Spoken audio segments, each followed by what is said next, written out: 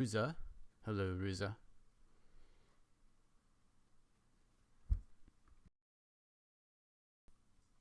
Hello. I'm good. So, I'm pretty what good. we got here now is going to be Russian Jade Falcon versus WDMC.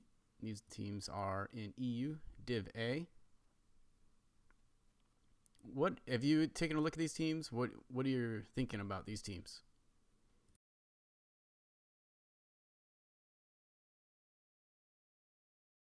All right. So, have you taken a look at these teams, and what are you thinking about them? I'm sorry, people. Right now, I'm trying to get my hotkeys set up, and they're really messing me up on my mic. Take a look at both these teams. We'll take a look at the standings. Uh, White Death have managed to play their 3 matches. This will be the third match for Russian Jade Falcon. A lot of drops being done by the White Death, but I think that might just be due to them having played more matches. But the reputation points, 2,000 ahead of Russian Jade Falcon. That is White Death Mercenary Company. So they've got to, if they want to make an impact in here, they want to really dominate, I think. Russian Jade Falcon being one hell of one of those forces in the EU side of things that have always never really failed to disappoint. Yeah, so these are both just really experienced teams. I mean, they both did well in the last, the World Championship and throughout various seasons. Uh, it's been an interesting season for EU Div A so far. Black Spikes is back. As that really really strong team. I think they have Proton playing for them this season. But Mm. you still have Eon as also one of the best teams in that division. So it's been a really strong season so far. It seems very competitive. Yeah, very much so. The top two teams being Black Spikes and Eon. There's only just like what is it? 675 reputation points between those two teams. So that's like half a match right there between those two. So some competition in the U Div A. All right, so this first drop is going to be on Grimplexus. Now, this is your 4 light, 4 medium drop, no streaks allowed. Grimplexus is a pretty open map. Domination. Domination circle is towards the lower part. So, do you think we're going to see these teams taking any range, or do you think like one max? Do you think, or do you think they're just going to just push in short range only? Some teams do like bring in some kind of Overwatch mech because the hills here, and like you say, it's a bowl which you have to get into. So one Overwatch mech can plug away at the backs of a brawl here and make it look very favorable for either side. But lately, people have just been doing brawl stuff, so they could just be going all in with the brawl and just saying, "Screw it, we don't want no Overwatch mech. We're gonna bring the Novas. We're gonna bring all the small pulses and go ham." This always is a furball for drop one. Yeah, at some point it definitely gets into that full on brawl. I think I past seasons there were times when you would take a lot of range on drop one, even though you have the tonnage, you would still take maybe like 3, maybe even more mechs. But that was even then that was pretty rare. I think at some point you're gonna get at least like a 6-on-6 brawl. Mm. I think the spider is a good option for teams to consider. The hunchback with 2 large pulls and maybe 6 small pulls or something like that. You can take. I've seen team take into Trebuchet, maybe the enforcer. Now there's also like the range when it comes to close range. How close are you gonna go? Are you gonna take the Nova with the small pulse, or are you gonna go maybe small lasers? Are you gonna take something like Cicada to get that IS medium pulse range?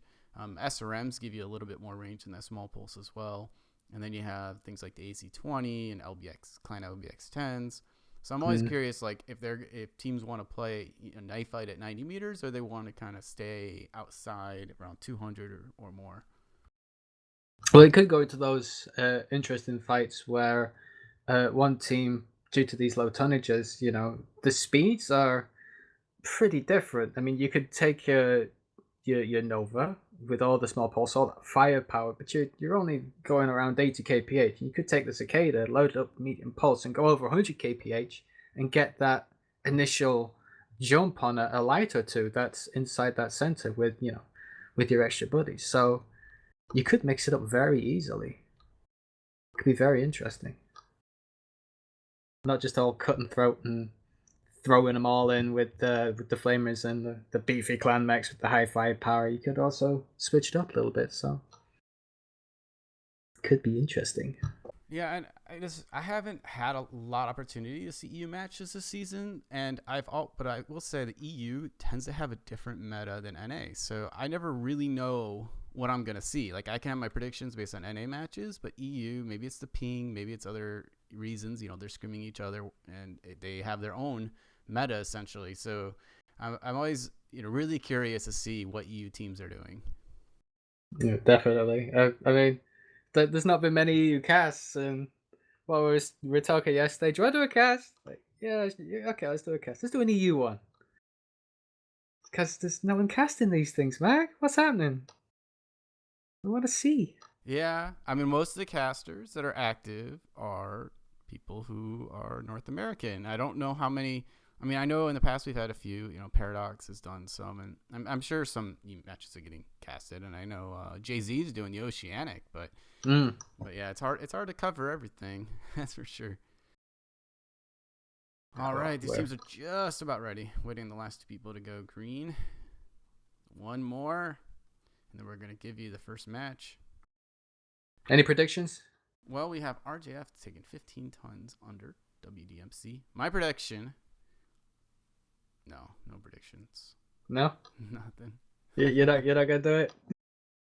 Well, Kirk used to play it, SJRU, so I can't cheer on anybody though. I can't.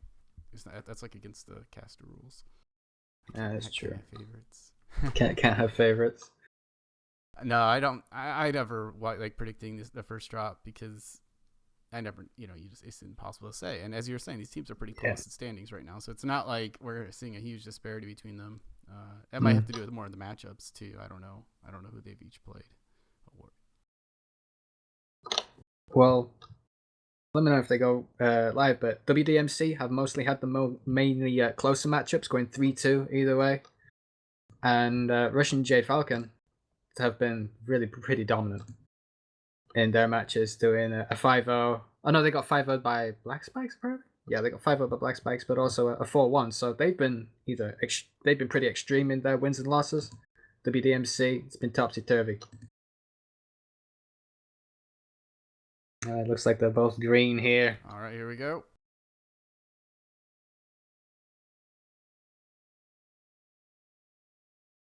Excited, man. Exciting.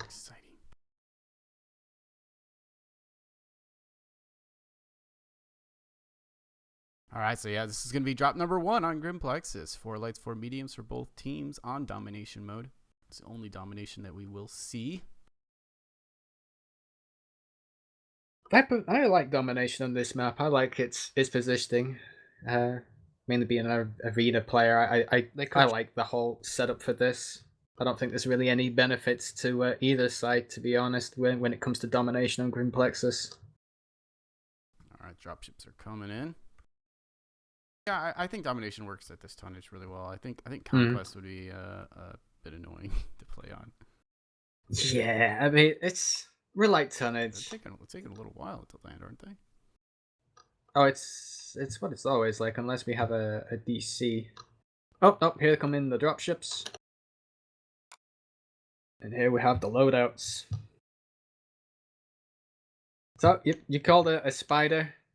There's a locust as well here for Russian Clan Jade Falcon, Arctic Cheetah, Viper, Stormcrow, Nova, another locust. So they're doubling up on the locusts, and a Hunchback 2CA. Yeah, on the other team we got the Huntsman and the Cheetah, Stormcrow, Nova, Firestarter, 2 locusts. Yeah, that's interesting. I mean, I love the locust is great, and you get that a little bit of advantage, I guess, with they're small, they're hard to hit, so they can last and they do a lot of damage. I think base in the setup, I'm interested in the Viper. That's really cool. I think that's actually one of the few Vipers I've seen a team take. I mean, that's a medium, but it's like a medium light. I haven't actually played that mech, but I know some people are really big fans of it. But right away, you got the lights staring at each other from across the way. Indeed. It's like Russian Jade Falcon, just using their lights to scout out.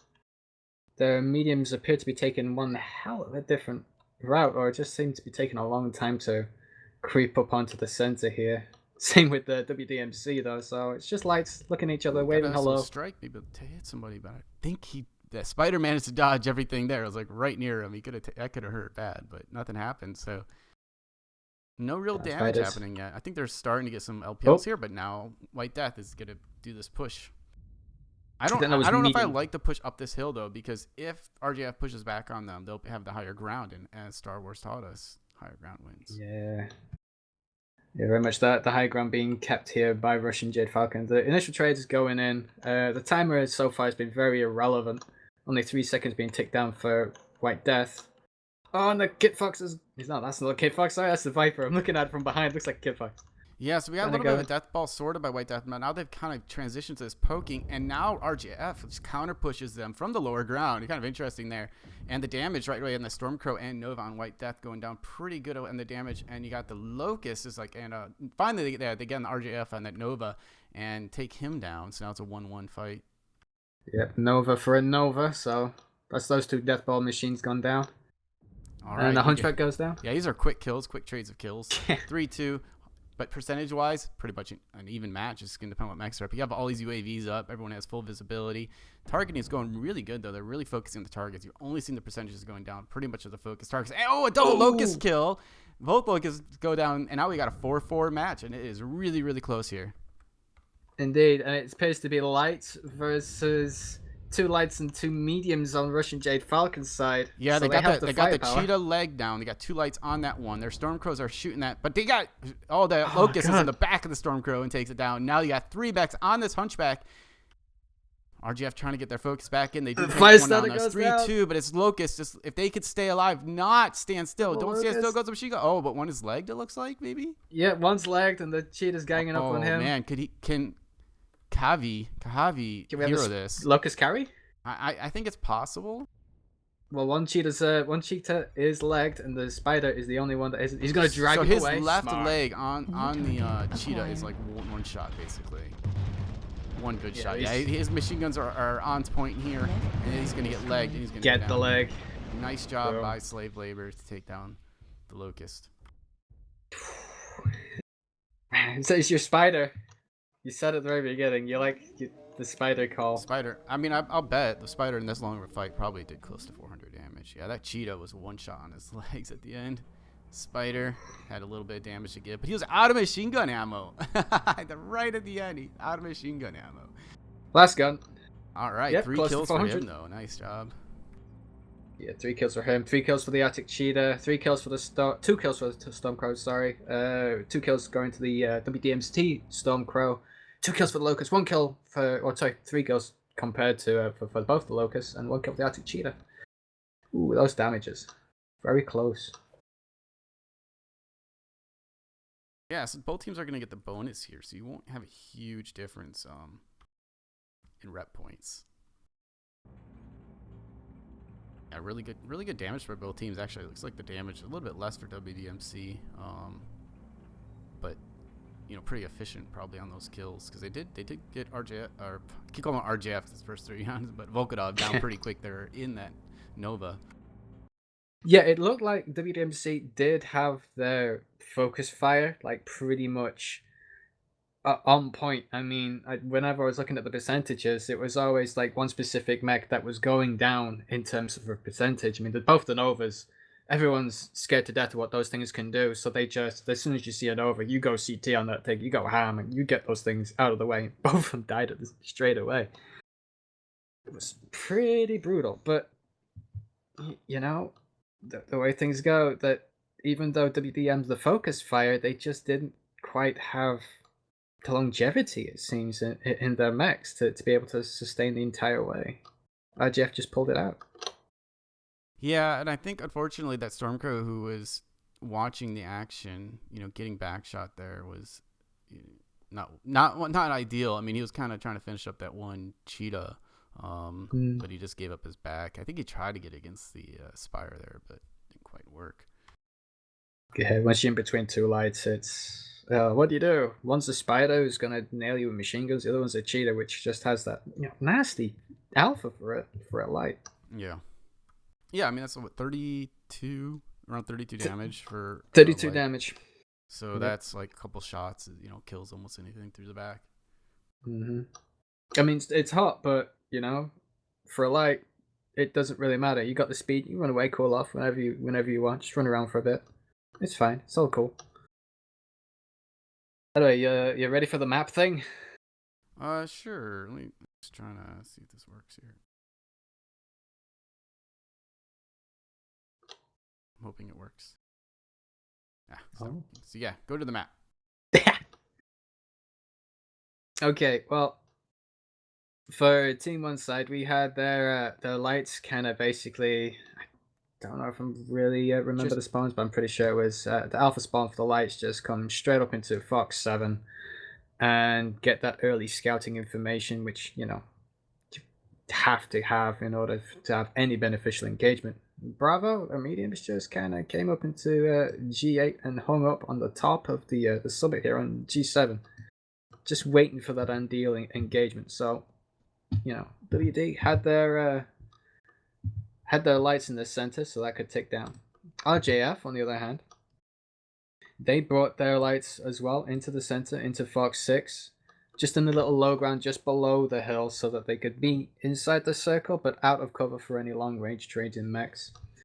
And their mediums as well came around and kind of took on top of the Fox 6 hill, but then decided to come around into this engagement here in Fox 7, so that they could use the cover that little like plateau kind of gives you in the buildings in order to split up the engagement between the lights and mediums to try and get a jump. This unfortunately was scouted. Furball ensued on top of Fox 7, which, then it was just a case of who has the better focus fire, who can keep their cool better, who can do their target calls better, and it was Russian Jade Falcon coming out at the end with that spider. Yeah, what did you think about the move by, I guess, WDMC here? They were here and they were trading across the F7 as you had, but then they rotated down in the circle on this lower part, and that's when it seemed like RJF just moved in. What do you think about that move to come lower? Do you think they should have stayed up in the buildings, or do you think it was probably them just feeling like they didn't want to be trading across buildings or harder to focus fire in that area, and they just wanted a little more open ground? I think maybe it might have had something to do with a little more open ground. I don't really favor that position though, to be honest. Coming down into a fight, I mean, there's a lot of mechs of this game that can look up better than they can look down. To be honest, I mean, the Hunchback can do it, but that to me puts me in an uncomfortable position, especially if we know that this is going to end up in a brawl. You want to be set up for it, right? You want to if you're gonna go down into it, you don't want to come down into an area where there's already guns pointing, and I think that's what they did. Even though the trades kind of worked out initially in their favor with both Novas going down. I mean, I'm pretty sure the Russian Jade Falcon Nova went down first, as opposed to the WDMC one, but they both went down pretty much at the same time, so it completely negated all of that movement. I think they should have stayed up there and just had the poke downwards. Anything you poke at inside the circle, it's not going to tick down. And they had the circle lead. Yeah, I mean, the thing is, at the end, I mean, RJF won, but like, let's see here, half a shot was it? On the cheetah would have taken it out, and 1.5 on the spider. So it's so close at that point that it could be somebody didn't shoot one of their shots as well as they should have. They missed it, slipped it, something like that. Not a very good burn or something like that, and that's the difference at that point. Yeah, always close for drop one, but always I love drop one. I like my brawl. I like getting in people's faces and shooting them up. So I like seeing stuff like that. Even though it wasn't in my opinion, a favorable movement, they still really took it to him, and like you say, it was just a shot in it, really. All right, so we're gonna have Conquest on Frozen City coming up now, and that's gonna be 2 lights, 4 mediums, 2 heavies. Gonna be really interesting again. What drop decks, especially the duplicate. You see the duplicate, you figure out the strat for the most part. Like you can go double Night Jade, then you might be thinking a little more range control. If you're going double Nova, it's probably a little more push. So that's the first thing. Maybe take a look at when we get in there is the drop decks and see what that duplicate is. But otherwise, this is a big map, and you will see teams who decide that they're going to try to play a little more cap control, so they're not going to sit in the natural areas from the drops, the spawns and data. So they might try to play off on the wing somewhere and start trying to cap. If you can get a 3 cap or maybe even a 4 cap and really slow down the other team and make the other team hesitant to push, you can put them in a really tough situation where not only do they have to push, possibly unfavorably, but they also have to get kills and then go back and with enough time to cap. However, because we are at 2 lights, 4 meats, 2 heavies, you got a pretty fast mix, and as long as you have enough left at the end, you can probably get the caps back.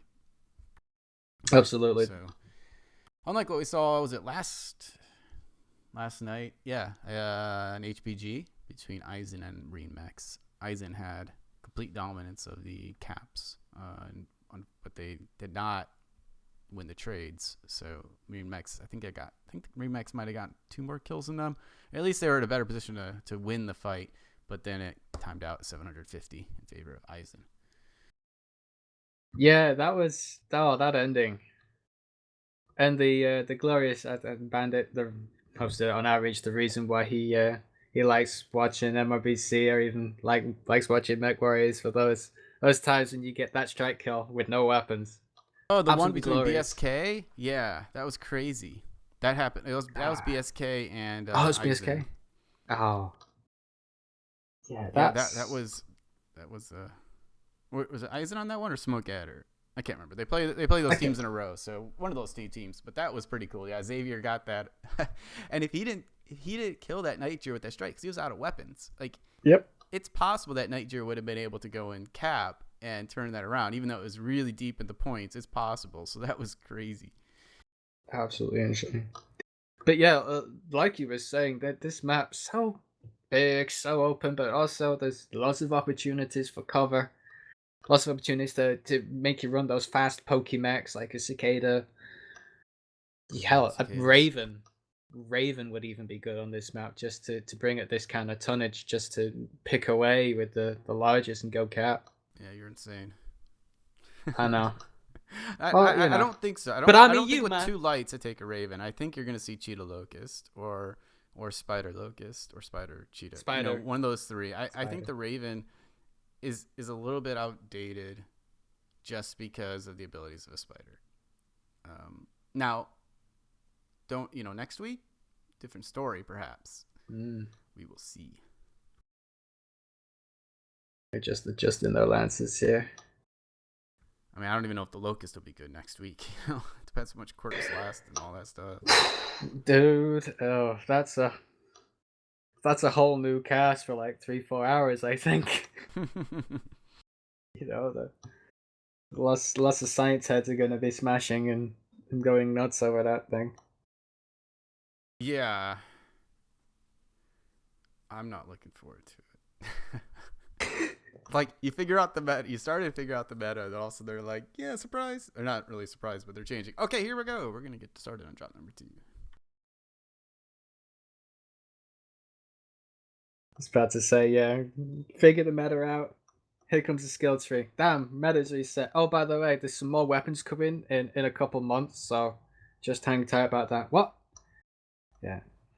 Yeah, that's going to be a whole nother story. At least League play won't have to worry about it, but World Championship we probably will. So every team's going to be scrambling, trying to figure out, as heavy gauss, light PPCs, I don't know what, MRMs, are they going to be the new thing? Do I bother equipping a rocket pod?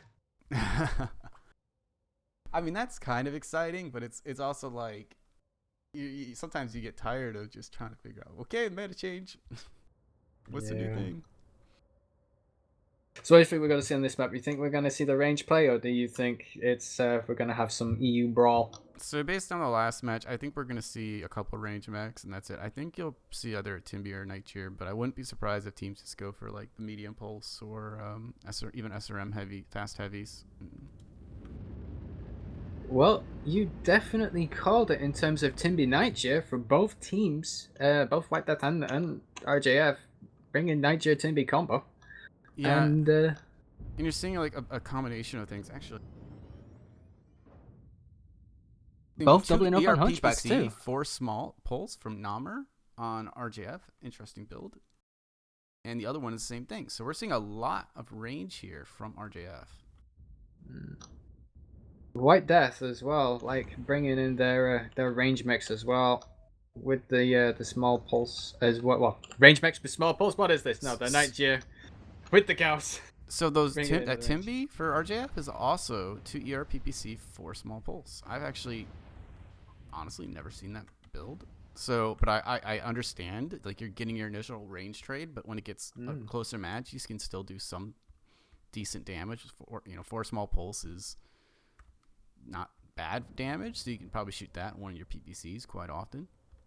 Yeah, especially you get that initial damage in there with your PPCs. Your small pulse are going to come into play in the late game. Yeah, so we're seeing they swap sides.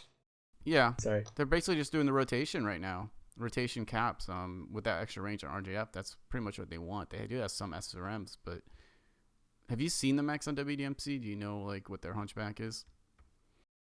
Their hunchbacks, basically, we have one with the large pulse lasers and the ER meats, so he's gonna try and get some lovely shots in that medium range kind of way. Probably some pokes with the large pulses. Strike keeps the White Death player off Theta there. That could be nice. Be big if they can get some points. I mean, it's a long time before they hit 750, but if it's this type of fight they want, all those points could add up. So keeping them from getting a 3-2 advantage is gonna be big. Except now they're on Gamma. White Death is on Gamma, so they are gonna actually swap caps here with Sigma Gamma. Should maintain a 2-2 with a slight edge to RJF. Mm-hmm. But yeah, basically both the the WDMC hunchbacks here boating the same builds with the large plus medium lasers. So I think they're looking actually here to jump at an opportunity to close some range. Oh, some blocking there going on with the Locust. No, get some free trades on this hunchback. RGF are in a very powerful position right now. So Volkadov in his Nightgear is 2 Ultra 5s, an Ultra 10, and an ERPPC. So it's very much so a combo fight here, combo mechs, looking at the option of trades with some ability to not necessarily brawl, but like repel a push. Indeed. So we're going to get a little more rotation here. This little blizzard here. But 2 mechs there in Echo 7. Yeah, but Volkadov's caught towards Theta there, and if they can get all that LPL on him, they can do a lot of damage on him. They actually have his right leg getting a little bit on the red exterior. And he's going to come up, though, and he's going to come up right towards Code there. This is a very dangerous position. Let's see what the Viper does here. He's actually getting really close to this Nightgear. If Code sees that, he can hit him, but they are really on Volkadov right now. WNC doing quite a bit of damage on him, and they have taken a pretty good lead here on damage. Volkadov probably will actually go down since he's cord CT. Yeah, they're charging in. I think WDMC is actually committed to this right now. They've taken down that Nightgear. The Viper going in. Viper dies. Yeah, but now you got the Light and the Stormcrow here coming in. I don't really... 2 for each side once again. Yeah, I don't really understand how that happened, to be honest. But WDMC's lost a Stormcrow Locust versus a Nightgear Viper. So a little bit of advantage for WDMC. And they had that Stormcrow on RJF down to 50%. He's actually towards Theta there, and he's got 3 people shooting at him. But you have the 3 mechs shooting at one of theirs, so you kind of have even there. And now you're getting some damage on that Timby, trying to keep him off the back of WDMC. But you still have these trades going on around Theta. But you got now 3 mechs on WDMC close in on those 2 lights. If they can actually take those down, that would be huge for them.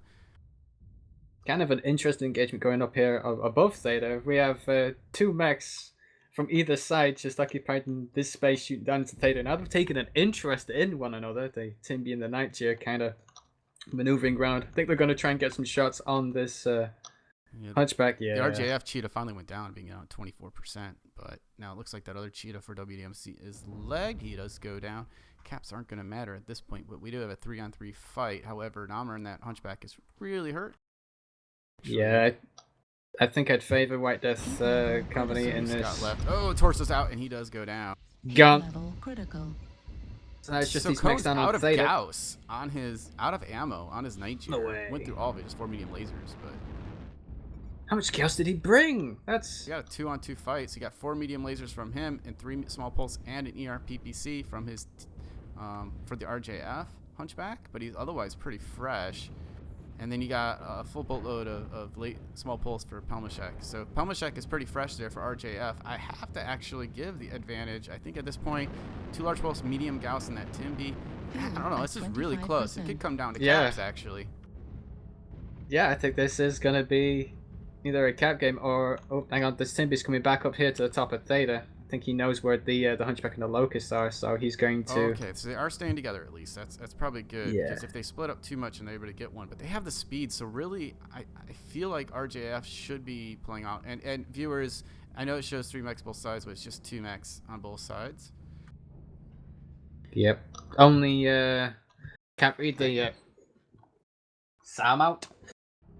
The red text is unbelievably bad. The Timber and the Nightjar for the White Death, and the Locust and the Hunchy for the the Russian Locust decided Falcon. to go on that Timberwolf, and he's got him down quite a bit. But that Timby takes it out, and that is actually probably gonna call it for them. I mean, now I think that was a mistake of RJF to actually take that engagement. I think they should have ran around that Locust and cap won it. Probably had more confidence than they should have about their situation, because there's no way that those mechs could have caught that Locust. He could have perimeter capped everything, and they could have easily maintained a 3-2 advantage on caps. But yeah, so he's got these 2 mechs remaining, both damaged. Look, but they're just gonna go and get 1 cap, and then that'll be it.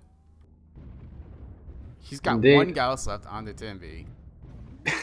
The Nightjar is mostly cord CT with the right torso nearly off. So he was about to lose some medium pulse. Oh, yeah, medium pulse. But he was about to lose some lasers as well, or go down. I mean, that's really essentially, like, again, 1 or 2 shots difference. And that's why you always fight as hard as you can to the end. You always try to, shield and not give easy deaths at all, because it can come down to where if you get 1 more shot off than your opponent, you win. And that's what we have here, really. So good job. Well played by both teams. Really interesting fight there. Really interesting movements and builds. So, as I was saying, I never know what EU's going to take.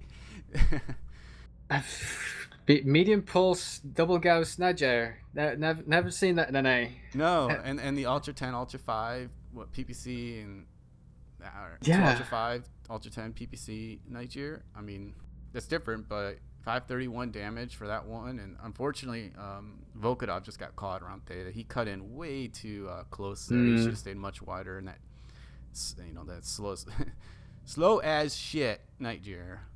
Pardon my language, but unfortunately, a 67 kph or so, it just, you can't get away. That's what it is when you're getting shot. So yeah, man, that was one really weird engagement. It's one that I don't know about you, Meg. I'm not used to seeing engagements kind of take place around there when it comes to this to Frozen City, especially like in that manner. It was so split, so weird, so interesting. Yeah, absolutely. I like it. I like that the teams, I mean, tried to like say that they weren't totally comfortable in pushing. They weren't totally comfortable in range. So they're like, well, we're just gonna take hybrid mechs and then hope that our opponent is one or the other dominant, and then whatever they are, we'll counter, right? Like if they're range dominant, then we'll get aggressive. If they're short range dominant, then we'll just try to keep range and do as much as we can there. I think that was an interesting choice, and that's why they were doing those rotations, because they didn't know yet what the team was, so they didn't want to just get in a trade across the line there, across the buildings.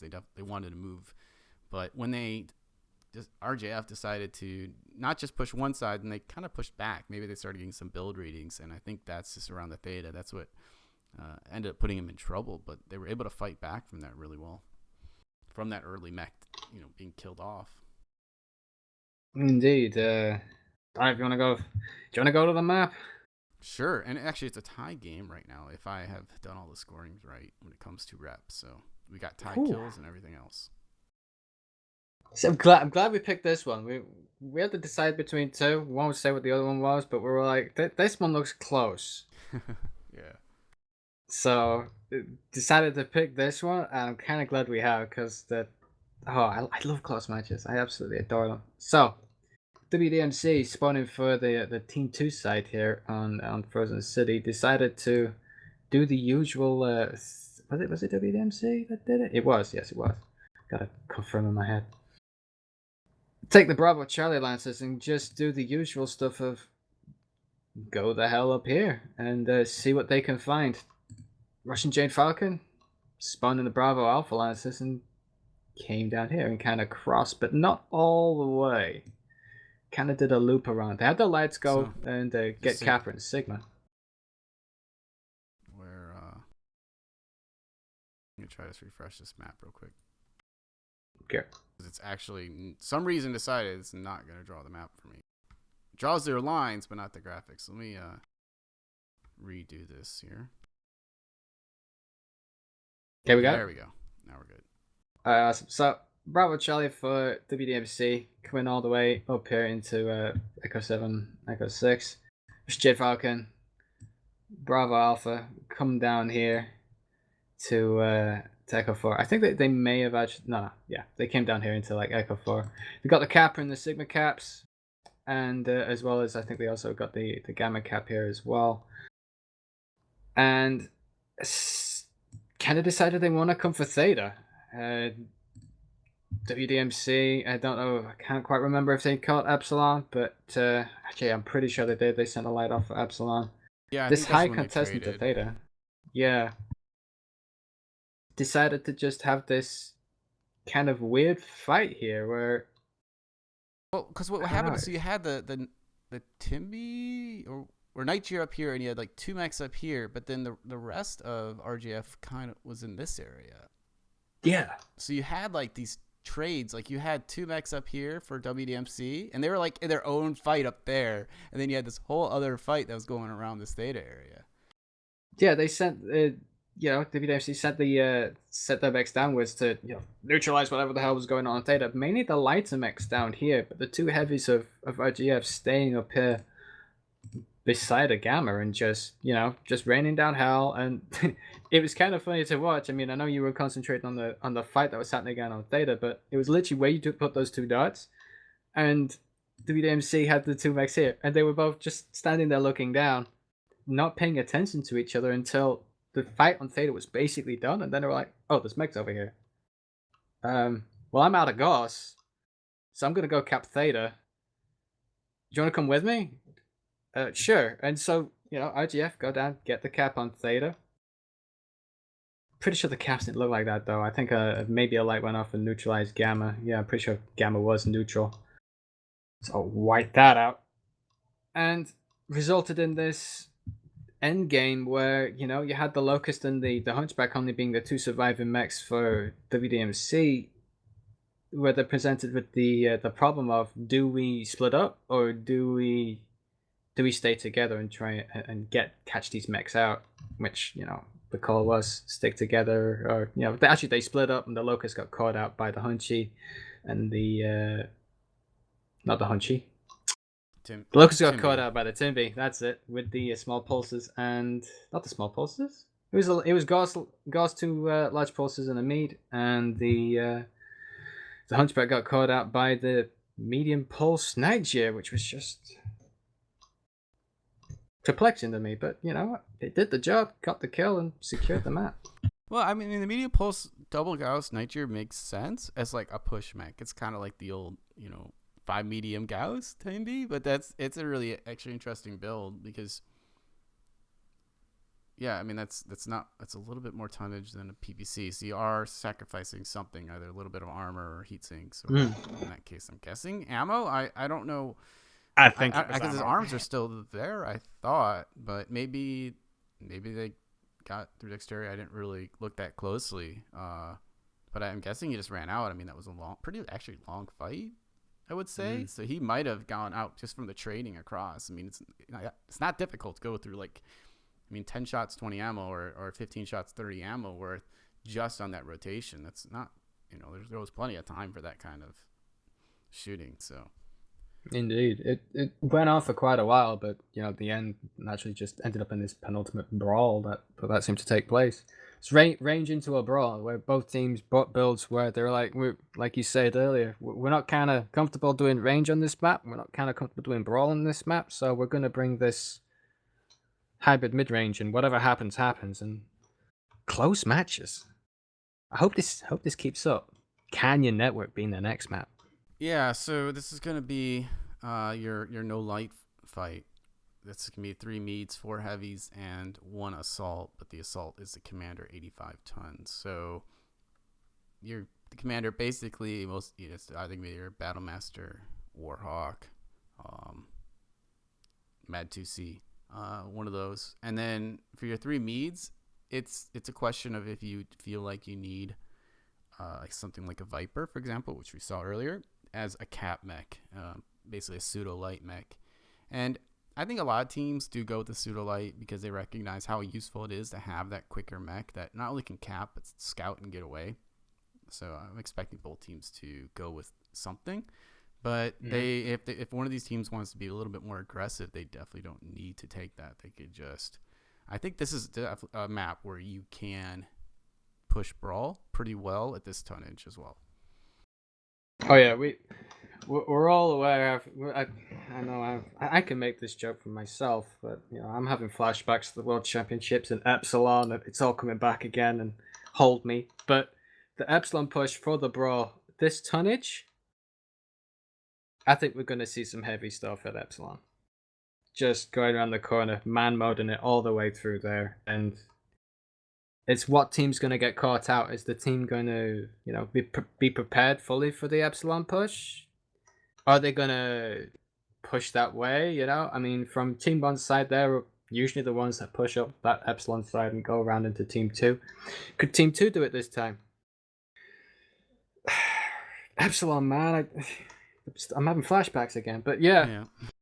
So with 4 heavies, you can hit like your double Night Gear Timby or double Night Gear Warhammer or something like that. But then it's like, what is that other heavy going to be? You could do the Warhammer Timby combo. You could do a Grasshopper.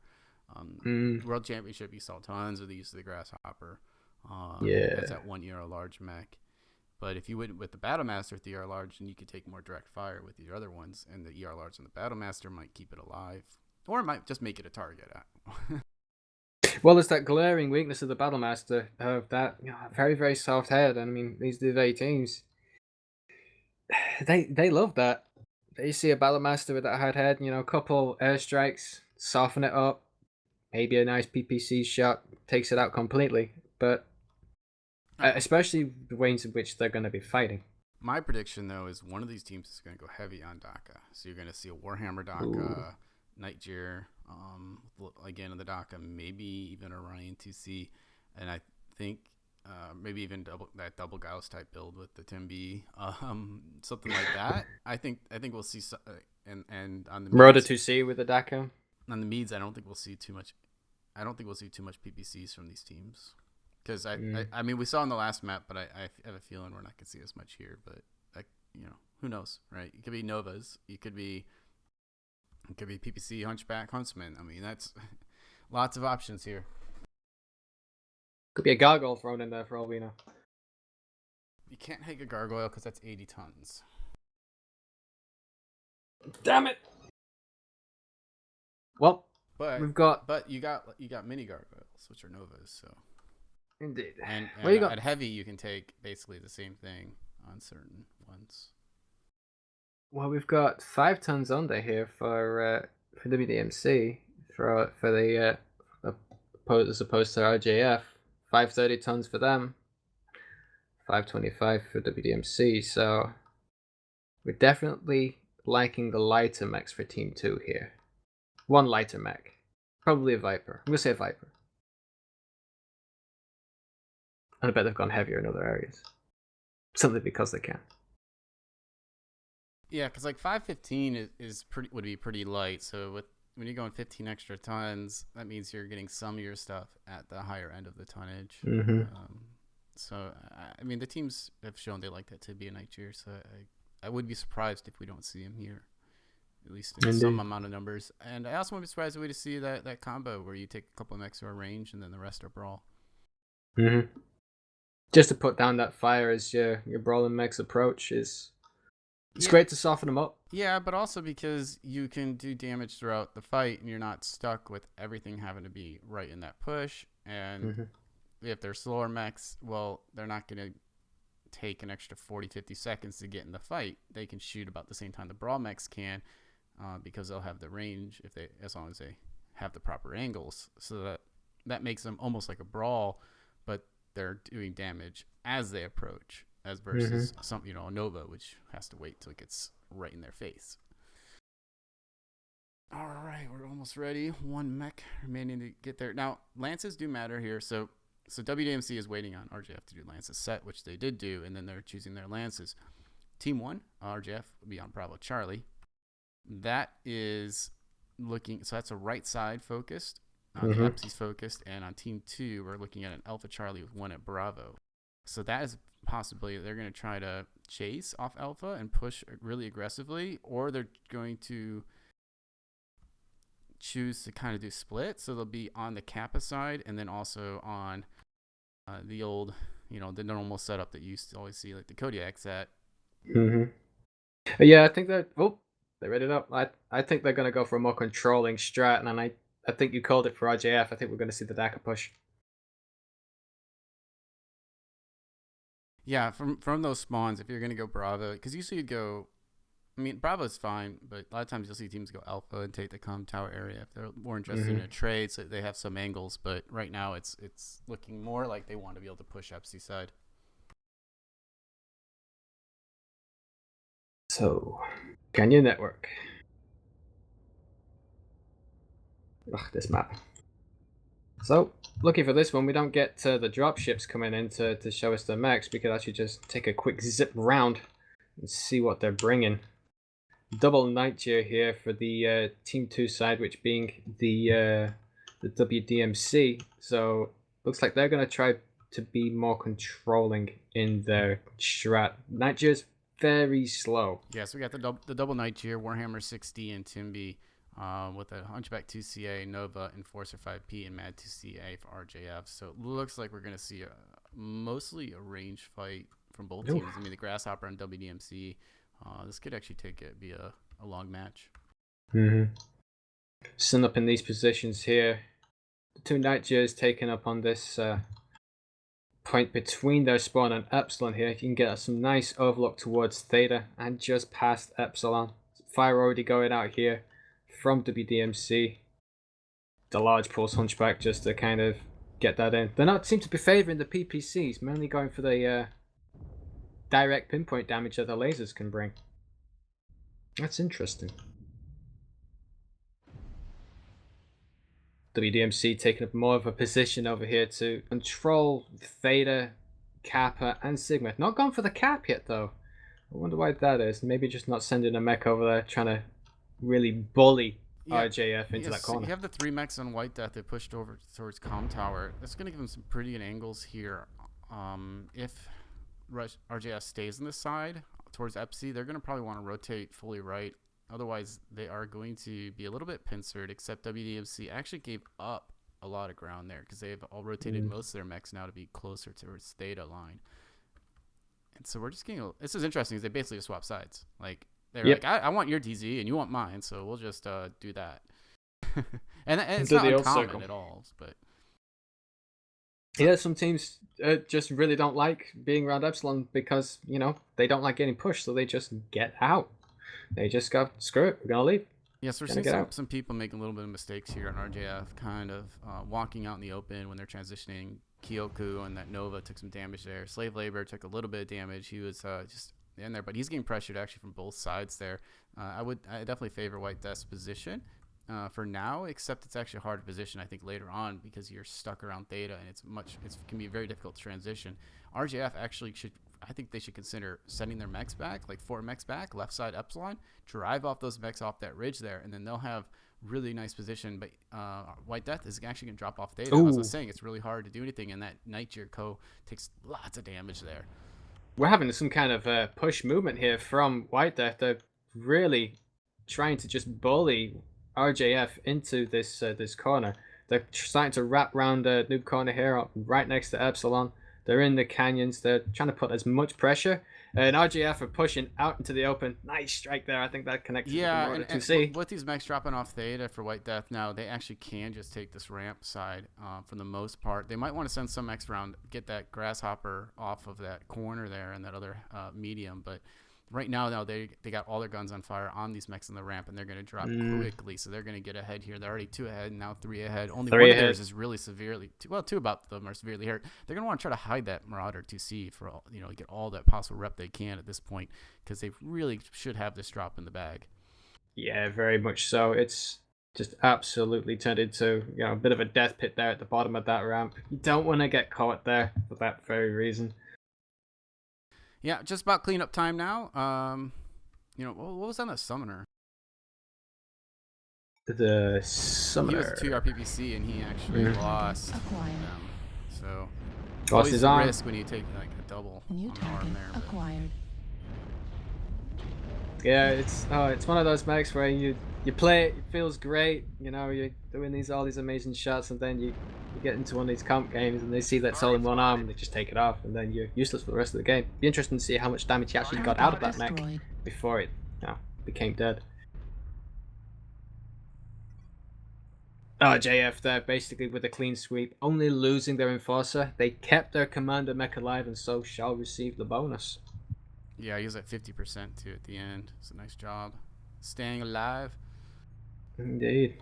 So damage-wise, we got really, really good damage spread from RJF. Everybody getting in there. Kyoki, he didn't do quite as much as maybe his tonnage you would expect. Oh no, he's in a Nova, so that makes a little more sense. He did take some of those early shots, so he could not be as aggressive there. On the other side, that's just their highest damage is 293, which only would sit them, the lower third there of RJF. And a lot of mechs just in the hundreds. So that summoner, only 140. But at the same time, it was really the movements. They ended up transitioning through an area that they could easily get lit up and focused on. I'm not really sure why they decided to drop in the canyon there. As I was mentioning, when you're behind Theta, harder transition. But, yeah. Yeah, both Natchos not being able to do work. Probably because they dropped downwards and covered too much, not being able to put fire on whilst they were moving. Summoner arm going off, so that's 3 of your heavies not getting their damage out. That's a big part of your drop, not doing what they're supposed to be doing. RGF, all throughout their transition, just running around, always taking the pot shots and making sure they're getting that damage in. Especially when it came towards the end, they brutalized the mechs that were trapped below there at that ramp.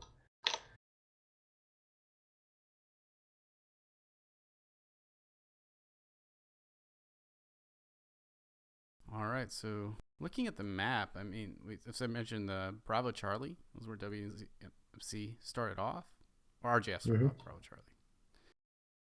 RJF started off Bravo Charlie. And WDMC taking the... yeah, they took the Alpha Charlie. Ooh, slow. It's so slow. Yeah. Sometimes it gets... I think if it's too much use. So... these mechs, Bravo Charlie, they just really pushed up, ended up on this angle,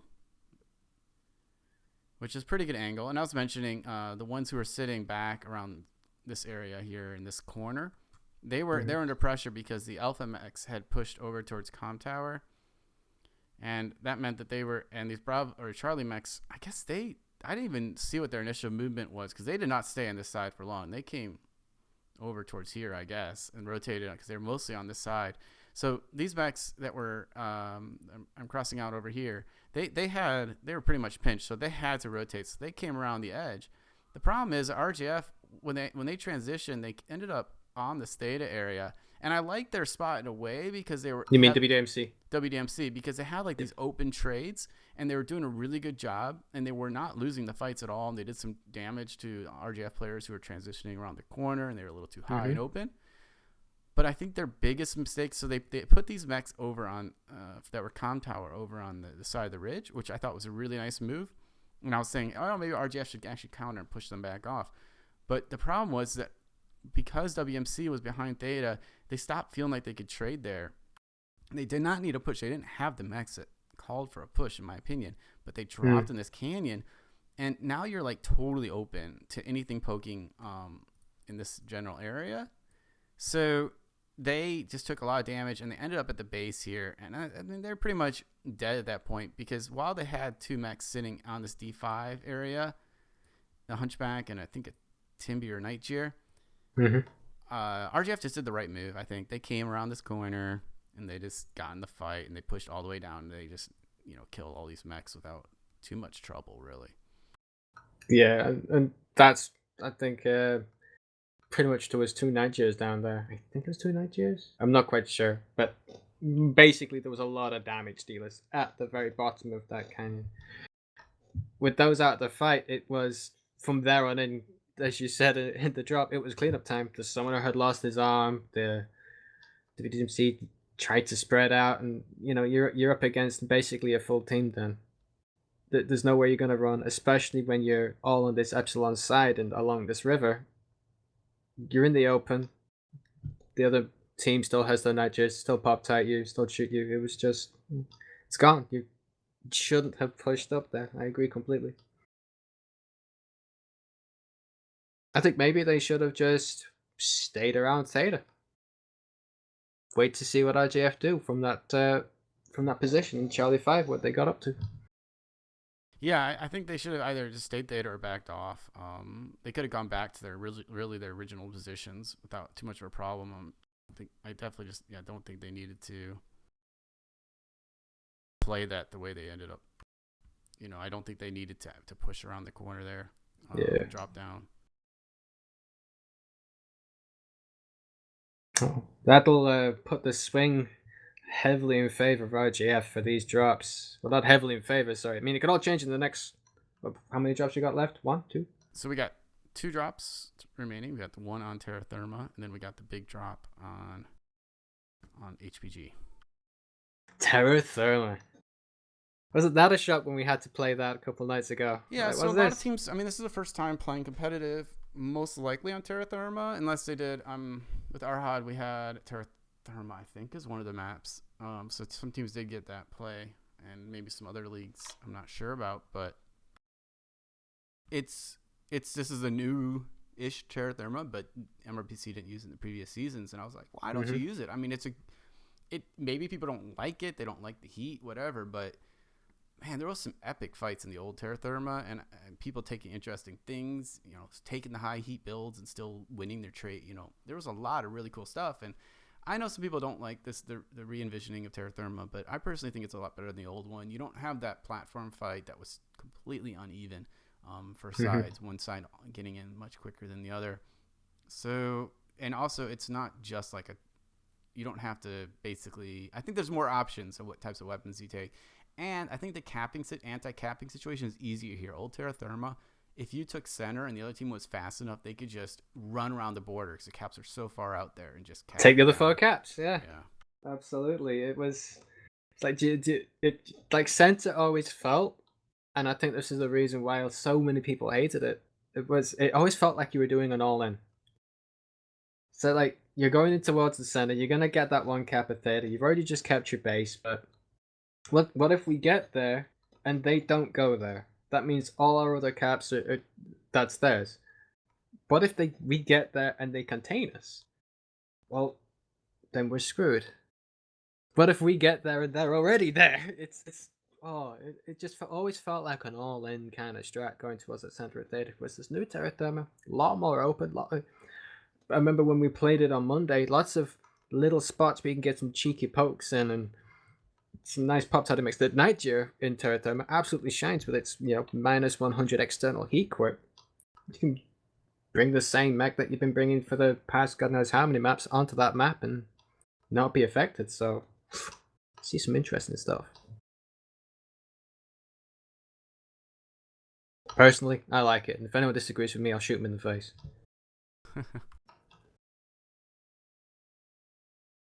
I like the heat too because I think it forces you to look a little deeper at the mech lab and adjust builds. I mean, I know in the past if I was running an energy build on most maps, maybe I'll skim by some heat sinks for speed or something. Then you go, oh, I'm a Terra Therma, so now you're like, let me load up on those heat sinks. Before our match on there, I was running around on a bunch of different builds, being like, okay, how many alphas can I get off before I'm shutting down? Like that was a really important factor. Yeah. So, yeah, I got the map back up for Terra Therma because I think we have a couple moments here. So I think that a lot of teams you might see a team try to play the border still with the caps. As mentioned, you got Theta and Epsilon are actually pretty close there, and it's not that hard, I think, to recap situations or control caps even from Theta area. So I think it's less likely you're going to have a team planning on a full cap strat. However, that doesn't mean a team has to contest Theta, because the thing about Theta and opens is the team that's on this F7 side usually ends up having a harder time trading against the G6, G7. I don't know what the stats are. I'd be really interested, actually, and we'll make a nice little evilish smiley face over here. But I feel like the team that starts Team 2, if it's just a Theta trade, tends to have a little bit of an advantage. And that's just based on the pub play and what I've noticed. Now Team 1 does have the lava pits. They can kind of maneuver up and push up a little bit, and that is an option, except I hate those because it's really easy to think you're not in lava and you actually are, and you start overheating, or you're taking severe leg damage. Well, you see, as much as I love Theta, a lot of the fights that I've usually had when I've come into this game, I mean, I've usually come into Theta, but I've also seen this nice area around here in this specific grid of Echo 6. It's a nice open area there, which you can basically flank round if you want, get the Kappa point, come around the back of Theta, and get some nice sneaky back shots in. Some lights usually do that. They like favoring that little position, just going back around the back there.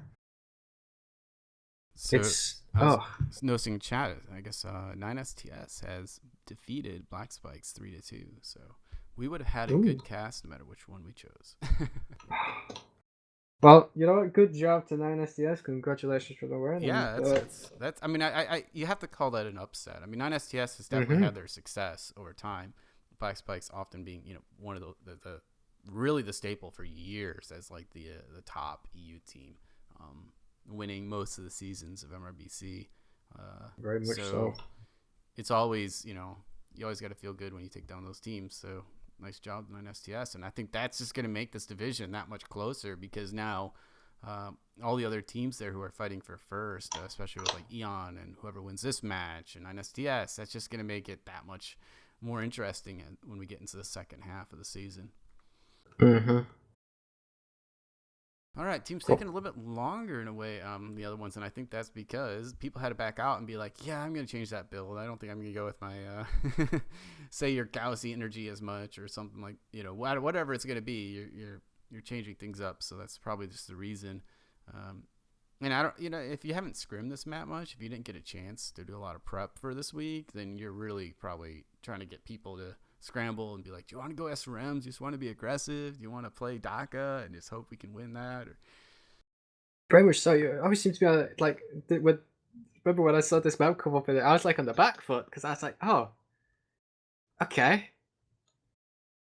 Terra Therma, hot map. That's all I know about it. It puts you in such of a back foot, and that's why I think we should have this more. Hell, I'm one of those people. I don't even think we should announce the maps. We should just say, okay, these are the drops. You're gonna get the map on the day. But that's because I'm cruel. So that's like what we're doing with Star League, right? So you do the ban system. You don't even know what you're gonna play, so that limits your. You can try. It's kind of like with Counter-Strike, same idea, right? You prepare all maps, sort of, or you don't prepare certain ones because you can ban them. So you're just like, we're not even gonna worry about those, and then you just have to kind of put together your strat, just pull it out, whatever you have. I mean, that wouldn't be interesting actually if MRBC did that, like as a single map thing, because MRBC is about really a big diversity of rule set. It'd be interesting if they decided next season that on drop 4, it's not announced. Like, you don't find out your map until, like, I don't know, 5 minutes before match time or something like that. Yeah, it'd be such a curveball. It'd be enjoyable, because then you'd have this, it'd be your players would have to go into the mix they're most comfortable at, and so that's when you get things really scrappy. I mean, they're already everyone plays the night chair and everyone plays this, whatever, but if it throws a curveball like this, he goes, okay, so your fourth map's going to be Terra Therma. Like, oh, shit, well, that means I'm just going to have to go build something that I'm comfortable with. And that's when I think skill really does start to come into play in these maps. I mean, there's a lot of skill involved with the pre-planning, the scrimming, the preparing the certain builds for certain strat on a certain map, but the individual skill starts coming to the surface when you start getting onto these type of maps. So looks like they're both ready. Yeah, it's We're always gonna get in interesting when here. you're playing a match and your drop commander's like, "Can you take this mech?" And you're like, "Well, I can build it. I could build it. I could try. I could figure it out midway through the match. I might have it down." I just pilot them. I don't know what makes them work. Sure. Yeah, you want a 4 AC2 Jaeger mech? Yeah, okay, we'll do that. All right. Oh, that was, I hope we see some AC2s like the Shadowhawk 2H Jaeger mechs. I don't think we'll see it on the night chair because why? Why? Just bring the dual Okay, gas. I mean, I know there's reasons, and I know there's certain people who really like that mech, and I probably am just dumb, but I think in MRBC, due to the restrictions and stuff, you kind of want that instant, blow up a section. You'll never get me piloting that mech. All right, so a Mauler. That's actually been a really common choice on this map. Mm-hmm. And on the other side, I'm looking at that other assault. So you got a double Kodiak, 4 White Death, and the other side then is Kodiak Mauler. What's a double on? Okay, they Hunchback 2C. So we're probably seeing those Ultra 2s there for RJF versus White Death. What is their? What do they double? They double up on the Kodiaks when they got that Night Year Warhammer 6R. I wonder what that's on that 6R. If they went with the 2 Ultras, like 2 large pulse or PPCs, because it's pretty hot. Indeed, just trying to have a look around the mechs here. Both the hunchbacks of is it Russian Jade Falcon? Or is it? Yeah, Russian Jade Falcon are bringing the ultras, the Ultra AC2s. So you got your AC2 thing going on here.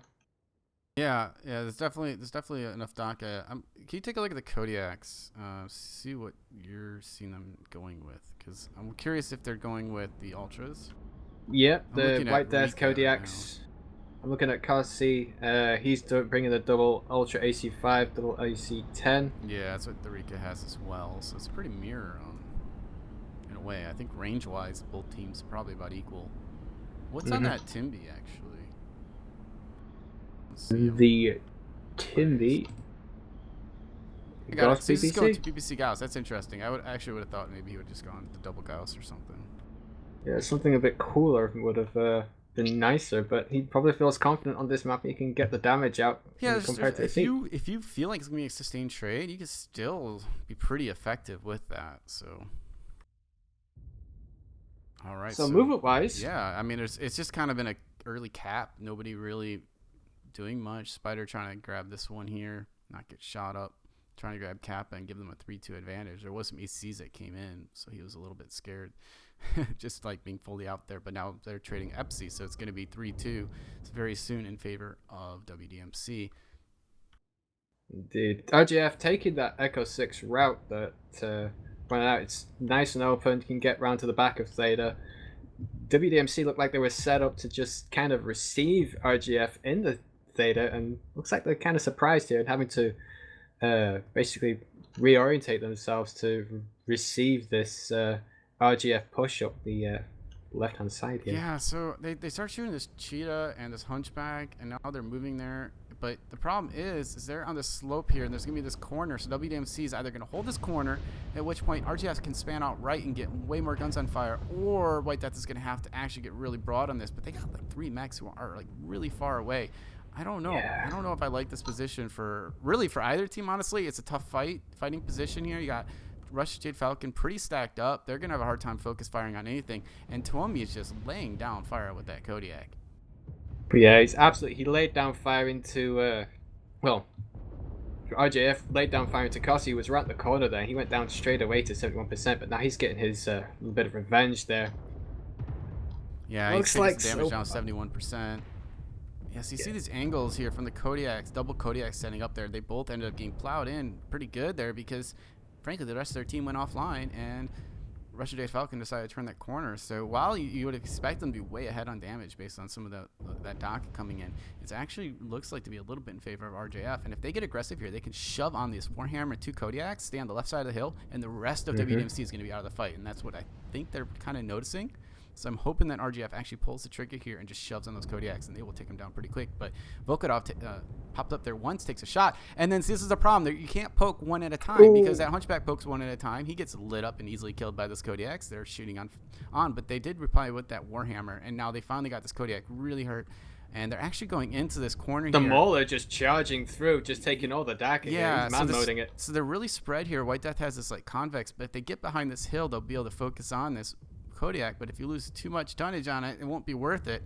And honestly, they just don't have all their mechs in that fight. And now they're finally kind of doing a split push. But you got the Cheetah trying to come behind and take out this Kodiak, but Pelm is trying to take out that Cheetah in return and defend his brother in arms. But I'm not sure.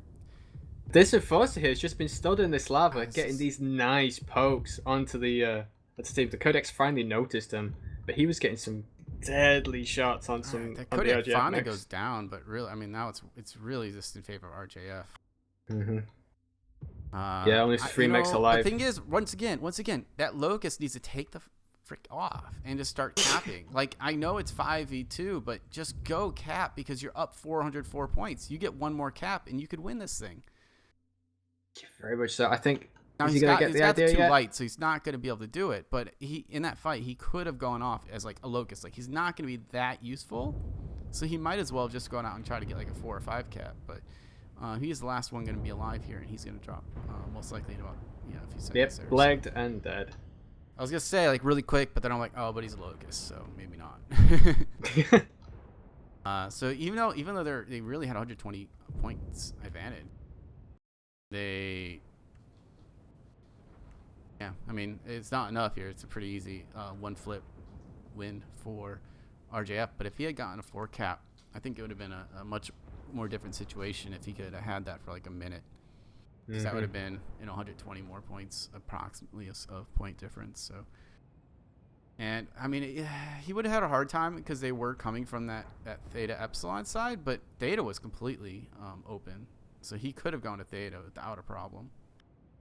And actually probably come up the back at Epsi. He probably get a 5 cap. Yep. Well, Theta, I think Theta to Sigma, and then, which way the RGF mech's going to rotate.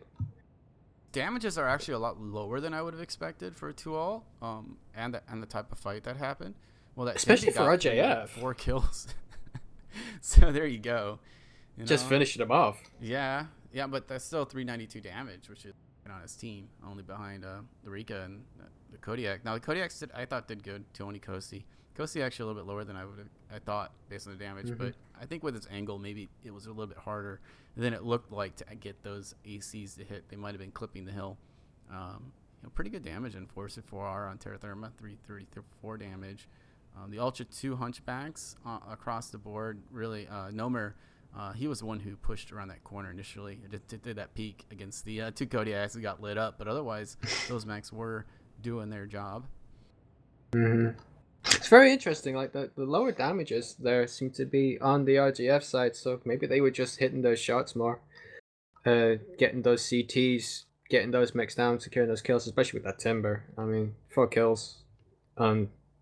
When you come into these debate matches, it's nice and open. That's get key. To the back doing those, if you're finishing off mechs. WDMC looked like they were set up to just kind of swings matches. Yeah. So, that map though. Yeah, I thought it was pretty good. I mean, I think that the fight was actually not too abnormal from what you would see on any other map, except for a little bit more DACA. Because the kills, I mean, when they got on the fight, it wasn't really a shutdown issue. It wasn't. I do think, though, for, like you said, for RJF, the Kodiaks of WD on that corner, on the Golf 6 corner, looking down towards Kappa, there was only 2 mechs that were online, and therefore only 2 mechs that were able to deal any damage, whereas RJF were able to spread out down below that little, like, valley or whatever, and just get 4 mechs to trade against 2. It doesn't matter how much DACA you bring. If 4 mechs are shooting at 1, the 1 mech's going to lose out. Whether or not it's a Kodiak or any other mech, it's going to have to pull back, and that's what happened. So you got the map up? Yeah, I'm trying to find and all right. Jade Falcon. I'm still like trying to get the replay thing to work. Unfortunately, every time I got to work, some other thing wouldn't work. So it worked before, but you know how that goes. So Yep. yeah, I got the map open. Okay, cool. So WDMC here taking the Bravo and Alpha spawns down here and basically doing the bog standard push. Oh, look at that line. It just goes so slow. Doing the bog standard push up towards Theta to try and, I think, catch RJF off guard as they come into Theta, because they were set up in a nice kind of spread just down here to get those angles and fire into it. But RJF just went, no, you know what? We're not going to kind of do that. We're going to go the other way. And so they rotated through Echo 6 all the way down here into Golf 5. Took a long route. But it worked out superbly in favor for them because they were in position. WDMC had to quickly reposition, but this rock here, which was crossed over on the G6 side, they had mechs here and back here, and I think one in the lava pit. They were so split up. RGF being so concentrated in where they were able to just shove and push through it, take out the Kodaks, or just lay down those fire on them and really make their presence known in that little valley, because they had all their mechs together. WDMC being split, being easily picked off. Interesting engagement. Yeah, so I mean, with that split, do you like the split, or do you think that's what cost them? I think that's what cost them. The little valley down there in Golf 5, it's wide, it's spread, it's open. You can get all the mechs in a line and approach up as a line. Whereas back there in Golf 6, where WDMC was, there's that little ledge, that corner where they had those two Kodiaks, but that, if you wanted more mechs on fire, they would have to swing out more towards the left, right? So they would have to come a bit further down here, where towards the lava is. You go there, and you're facing an already lined up RJF force, just approaching up this valley. So being caught out of position like that, I think it was way in favor of the RJF. I think maybe what the BDMC should have done is gone in towards Theta, retreated back, and maybe send a light mech off to Cap, Sigma, or something, and just used angles from Theta to shoot into this Golf 6 and kind of catch RJF out in a single fire column, which is what happens down there in G6. It kind of goes into these little single valleys, one going, I have to use the green color, one going up there, one going around here. It's, it gets all kind of windy and twisty. RJF had the favorable position, and that's what won them the game in my point of view. Yeah, I kind of feel like the split could have worked. Like, there was a point where I'm like, oh, this is not good. They turned that corner. But then it's like, oh, do they have enough fire to actually like really punish them for moving in that open and not being able to trade back at them? Maybe. But the problem was they had the two Kodiaks there. So once those are gone, that's 200 of your tons. Your bolt your assault's gone. Mm-hmm. And then the other people couldn't really trade back very well once they were behind there. And I think at that point they had a really hard time fighting on even numbers because RJF was basically in a ball with everything pointed, and so anything that would come around there, they would just pick it and kill it. I do feel like, again, WDMC had the opportunity to win with a cap decision, but not necessarily recognizing it or not really thinking it's going to work. I mean, it probably would not have worked because RJF had two lights, and they probably could just cap, spread out, whatever. But if you did it early enough, it would have forced RJF's hand a little bit more on being a little bit more aggressive on that push, and that might have cost them. They might not have been all together then. They might have just rushed it or a little bit more than they would have wanted to. So going and trying to get that 4 or 5 cap, I mean, it was enough points that, yeah, you get another 60, 70, 80 points on your side and take away from their side. Maybe something happens there.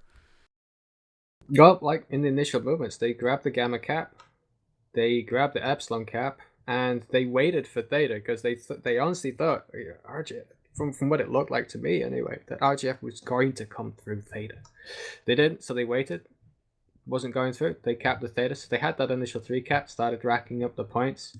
RJF only was bothered about the 2 caps, Kappa and Sigma. They were only kind of bothered about that. And like you say, just send a Locust out there. Go get Sigma. Go get Kappa or something. Just give a back cap.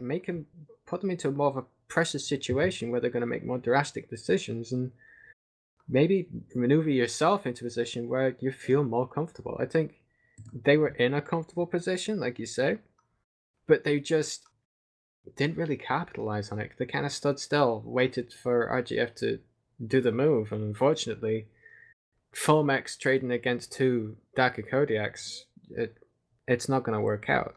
You know, the instant damage that Dulgos was doing, the Timby was splashing damage all over the place, securing those kills, and the Mauler just being an absolute badass, charging up to the center, not giving a single shit, just laying down fire.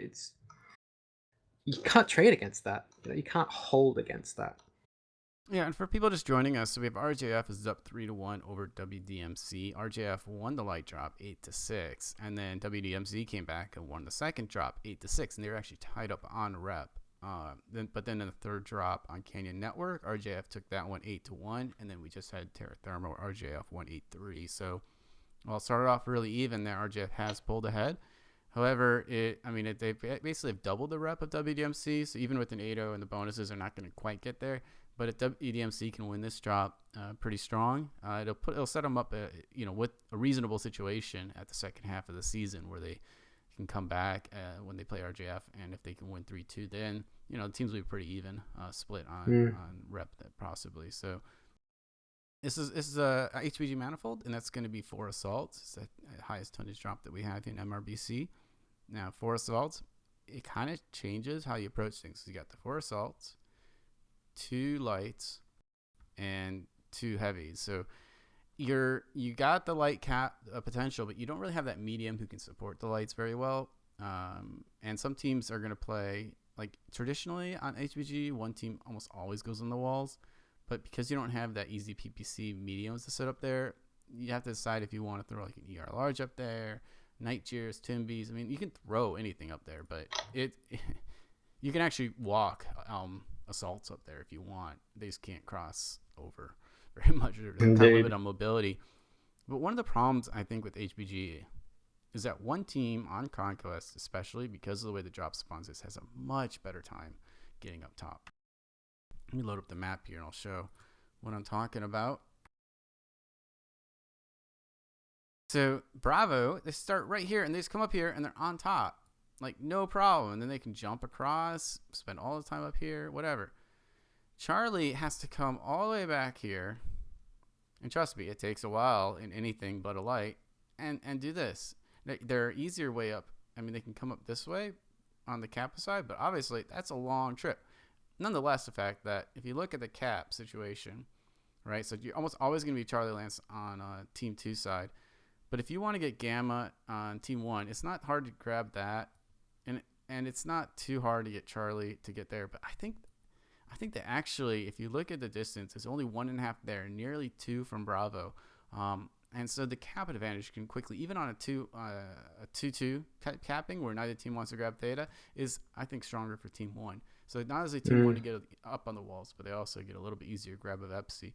I think, but that being said, I think, though, that Team 2 has some nice advantages when it comes to some of the territory that you want to trade from. I think some of this area around here and then this backside, and I think the perimeter on their side is pretty good. But I still prefer Team 1. It has this nice ramp, this double ramp here, very popular place for people to sit and poke from. And that's looking a little phallic, so we'll erase. Now, I think the key here is Theta, right? Not that you have to get Theta, but if you lose Theta and it's a 3-2 fight, range fight, how long are you going to let that bleed, and are you going to go after it? You can send 2 lights after it. And if they're going to send 2 lights after it and you expect them to do that, are you going to drop an assault down there or heavy down there to try to counter it as soon as you see them coming in? So I like to see how teams want to play with Theta. Otherwise, I just expect a range trade here. A lot of PPCs. We've seen them already. I don't expect too much close range weaponry. I don't think we'll see like that 2 PPC, 3 small pulse weaponry, Timby type thing or anything like that. I think you might see mediums, but I feel like it's going to be really dominant on the range. I wouldn't be surprised to see the ISLPLs some IS assaults. But what we're mostly seeing for assaults are you got the Kodiaks, the Mauler 2C. On the clan side, IS side, you got the Banshee, Battlemaster, and Mauler. No Atlas then, huh? So we saw an Atlas, like you're saying with BSK. So one of the options for Charlie, like you could basically just push. So now that one thing that Team 1 can do as well, so Charlie Alpha are pretty separated. Alpha Bravo are close, but they're nowhere near a gate. So one of the other advantages that Team 2 has is that they have their fast mechs in Alpha, slow mechs in Bravo. They group up and they just push. Yep. Faster almost in this line draws. So they can really, I think they have a lot more options there. It's not saying Team 2 doesn't have their options as well. We've actually seen teams play really strange strats in EU. I say strange only because it's almost never, NA teams almost never do it. NA teams would much rather like shoot each other for the most part. Yeah. Back in skirmish days. So one of the options is, and I know Lords and Black Spikes used to do this, is that you would sit on the perimeter, basically, with ER large freaking lasers. And you would just be like, we're going to control Kappa Sigma, and then we're just going to have like 3 mechs playing around Theta or grab Theta or something. And if they want to push in and take Theta, then we're going to have our lights kind of wall walk and go grab a back base or something.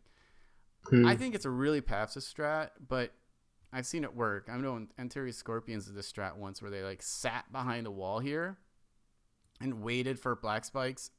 Like they sat in the wall and they had like 3 mechs sitting under Theta or something, and they waited for Black Spikes to push like in this area, and then they just counter pushed them with Brawl. It was strange, but it worked. So I mean, there is some weird strat options that take a lot of good timing and coordination, and we could also see that. Yeah, it's always HPG. It's always an interesting mech. It's definitely one of my favorite maps in the pool, simply because of, like you say, it's Team 1 can do so many different things. What does Team 2 do? Like that always seems to be the question in my mind. If you're on Team 2, what do you do? Team 1 can go up on that wall so easy. They can set up for you in such an easy way using the E-Sinks ramp. How are you going to approach this? You very rarely see an Alpha Bravo Team 2 spawn to go through the Echo 4 gates, because it takes so long just to get around there. Team 1 instantly in the gate with the Bravo Alpha. They can easily go up on the wall, like you pointed out, get their 2, maybe 3 caps before Team 2 have even entered. It's just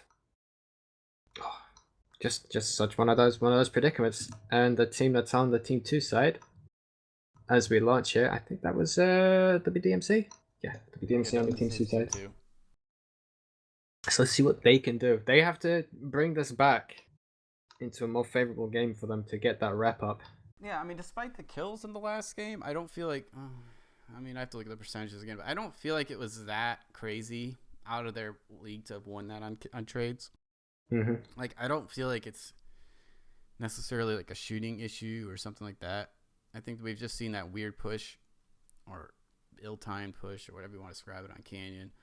This one, they got pushed on in a way that they could not all be online, or they backed off. Maybe there's overheating with that LPLs and stuff and that the mechs that were on the range. But all right, but here HPG won't be nearly as hot, that's for sure. So we are in the Silent Moon world, and we are at 4 assaults, 2 heavies, 2 lights. Here at what? So White Death and the Charlie Company, Charlie Spawn, they're bringing the Marauder 2C, 2 Kodiaks, which appeared, one of them's loaded up with Daka, one of them's loaded up with the Gauss Peep. The Marauder 2C bringing the Laser Puke, and the Night Jade there bring the standard Gauss and Peep, I do believe. Yeah, so White Death pushed through their gate on the side I was saying it's a harder time, and they've actually pushed forward. I think their idea is they really want to limit RZF's movement out of that gate. They did not want to give them all the room to come in and spread out. So there actually hasn't been any trades, though, because RJF is holding up like Terry Scorpions there. Interesting. RJF are bringing the Daka. Really? So that surprised me. And they have the Battlemaster 2C, but they have Daka on what? The Marauder and the Kodiak? Daka on the Marauder, Daka on the Kodiak. Actually, the So second Kodiak is bringing Gauss PPC as well, so it's a mix. yeah, they're gonna move in and they're gonna have to fight because they decided they're not gonna cap. So they cannot really wait too long on this map. I've actually would say that locust or one of those lights right now for WMC should 5 cap this thing. He shouldn't. I don't think he needs to even be a part of the fight. I think one of their mechs can just 5 cap it. Because 5 caps will rack up really quick here. Now, Kosi's taking tons of damage. Kodiak, he smartly drops down, limits it. That strike might have hit some stuff, but not really a lot. And the trades right now, the RJF, because they have moved out like a broad, like this line, this warship style of just moving out. And now you see the scattering of White Death. And when teams start scattering, teams start falling. So they could be in a lot of trouble here. That Grasshopper Kirku, I don't know why he didn't decide to play. Maybe he's like LPL Meads, but I think he should have been farther away. No need for him to be in line of PPC Gauss range. Indeed, He is LPL Mead, so that makes a little more sense. That makes a lot more sense. But they just seem to be falling off and repositioning here. Every single time one of those mechs has fallen off to reposition, they've allowed RGF to just creep further. Nightshade decides to poke up, get shot in the face, decides to back down. I mean, I like hill poking myself with mechs, but I feel like at that point with that range, he should have been jumping that, not poking that, because you see what's happening right now is White Death is actually basically engaging a singular people against this stuff. Now they do get that first kill against the Kodiak. Nice shot off the right side. They're a little split here. Arctic Cheetah goes really down. Closed in here, and RGF you would expect to be able to pull this out, but I'm actually surprised at the results that are going on here. To be honest, I feel positionally I favored RJF, but kills are clearly going in favor of White Death, though they are really a lot of beat up mechs. But at 4 left, it's going to be a really tall order for RJF to win this thing. Indeed, they managed to pick off a Grasshopper though, and 3 of WDMC's mechs are in the red, and one of those red mechs goes down. Rotor 2C and Kodiak, both their assaults are in the lower percentages. Yeah, the Cheetah and Locust got the RJF, the Kodiak, and that's going to be now they're just so grouped up here on this lower part. They're going to get hit from every angle, and I don't think they're going to be able to focus anything down. Get their focus to really take that much more down. I mean, imagine that Kodiak though. Or they got the Marauder 2C. And now they're in the night tier at 32%, so they should be able to actually get this, and that makes actually a 3-on-4. Now we got a really interesting match. All of a sudden, those two, that Kodiak Kosia's backed off. The Cheetah was going really wide, and they allowed the numbers to even up here. But now the lights are going to get on this Battlemaster, and he's actually gonna. Yeah, the other Battlemaster's a bit more armor. Yeah, he's down. And again, so this is what's happening is you're getting this swap back and forth of which team is having the most mech fight. Marauder 2C trying. He can do here, except maybe just get his team a little bit more rep points. But well done. Oh, and his torso went. Yep, that's it. So they managed to pull back at least one drop here, get some more rep in for WDMC. They do as well keep their bonus because they still have 2 of their assaults alive.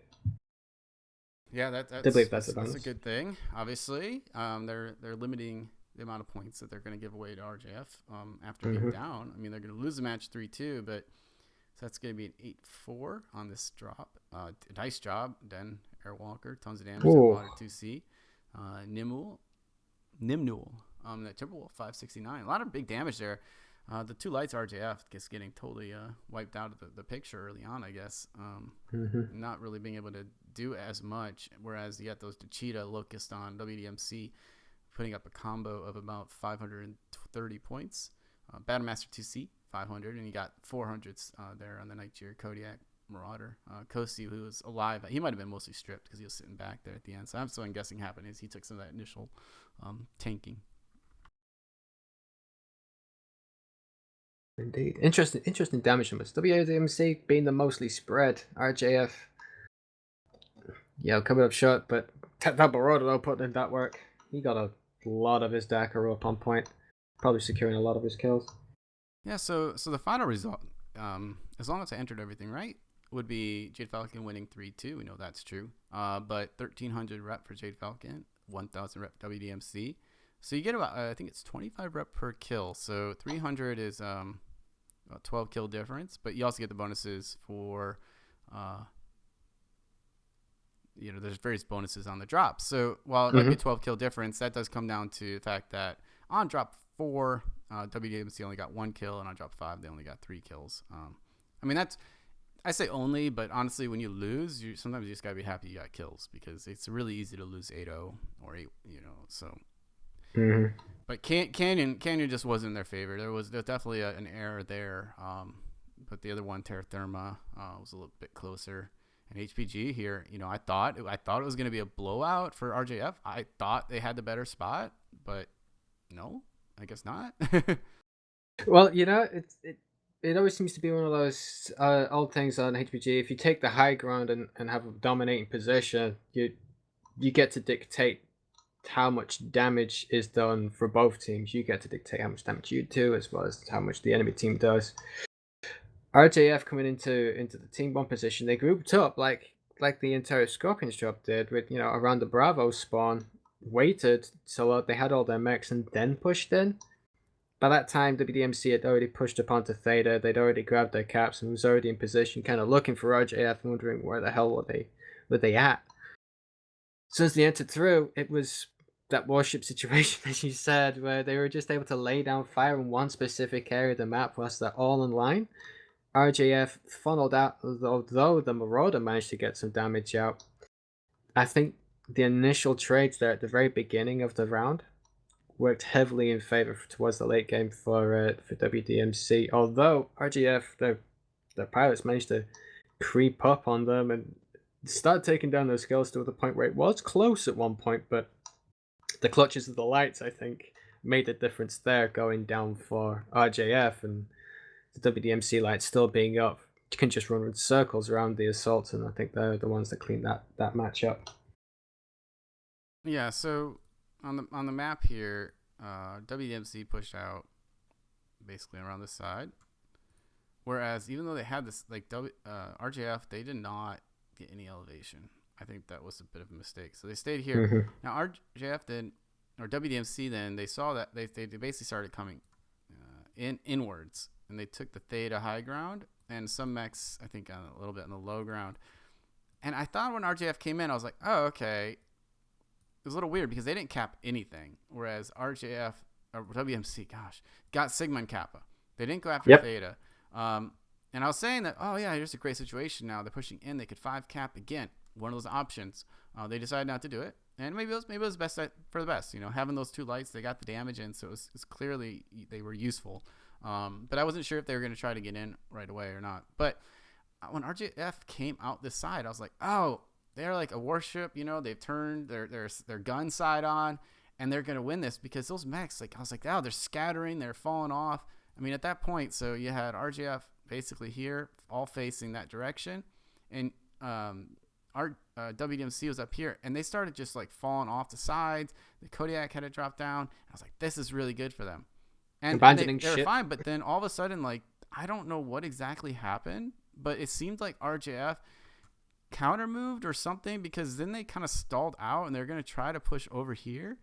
But there was a few mechs on this side of Theta that got the kill on the Kodiak. That was around, I guess it was probably around here. And then I think they got another kill over there. And all of a sudden, and then that was it. You got those 2 mechs down, your tonnage is up. You might have had a Kodiak, because I think Kosi was sitting back here, because he initially took the big damage. He was just trying to save his skin. And then they just kept winning those trades until RJF ended up over here somehow. I don't even know. And it had the mechs, some mechs up here. You had that cheetah kit was coming around this backside area, and all of a sudden, they got these 2. There was a couple of kills around this area for them. I mean, RJF was getting some kills. They're making a little bit closer, but in the end, I mean, they had to move from that area, and they lost the ability to focus. They were beat up, and WMC was able to finish that off without losing too many. Yeah, I think it may have been a problem of just too much movement. I think of when they came in, they had the position to just fire. The enemy backs out, they're all jumping off the side of the hills. You're trying to get out of the way of all this firepower, and then it's okay, so let's regroup and let's chase them.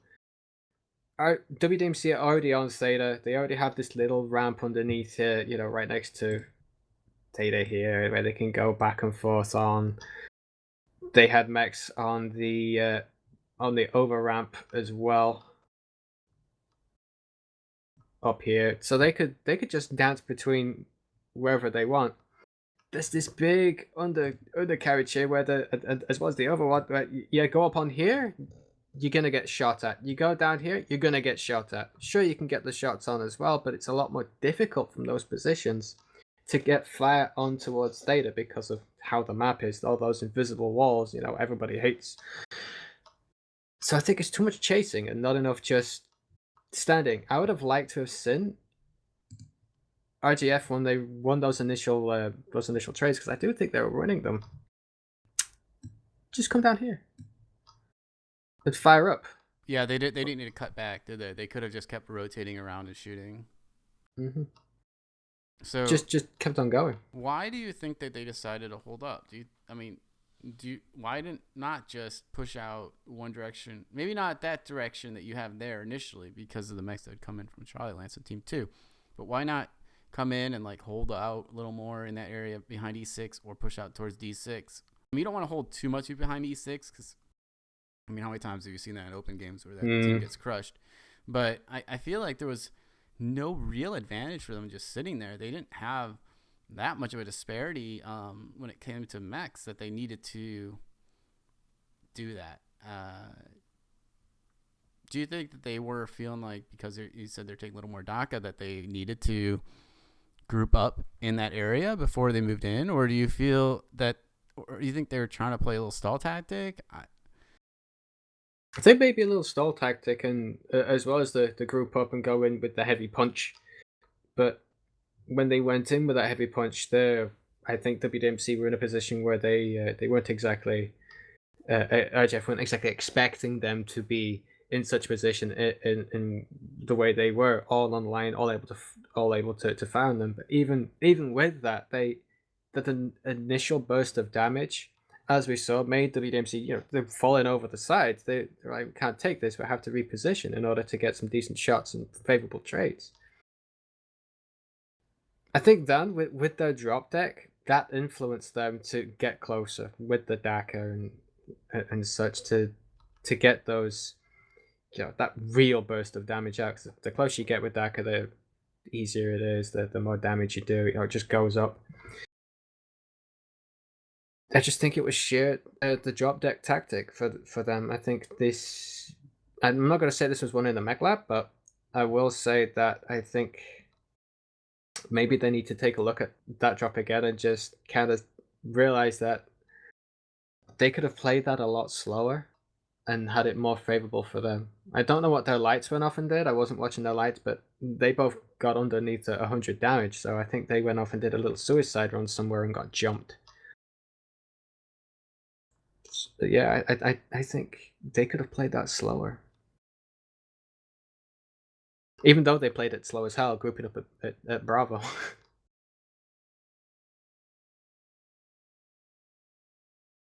Well, interesting drop. Yeah, that was a good match. Obviously close at 3-2. RJF edging out in the end. Some really nice play. I think both teams, we were a little surprised but not surprised by some of the drop decks and builds.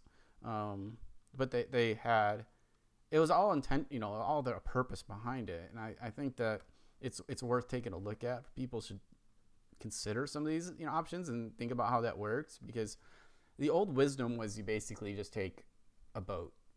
You try to win at like whatever your range is. You're just trying to win there. You take Gauss PPC together, whatever. You're not going to take Gauss and small pulse together usually.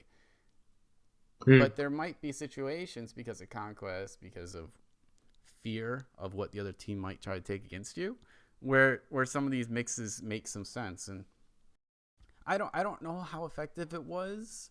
If I went back and watched, I'd have to see like how often were they using that small pulse with the PPCs, because obviously you can't use it too much together because of the heat.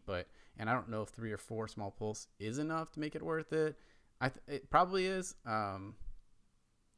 It probably 4 small pulse is some decent amount of damage, but I don't know. It's just got me thinking about it. Like, is this something that we're gonna see more, especially with when the weapons are changing and with quirks, the whole quirks thing, or the lack of quirks and spec tree? Is that just gonna make people boat? Like a lot of people are expecting, you kind of get rid of all that stuff.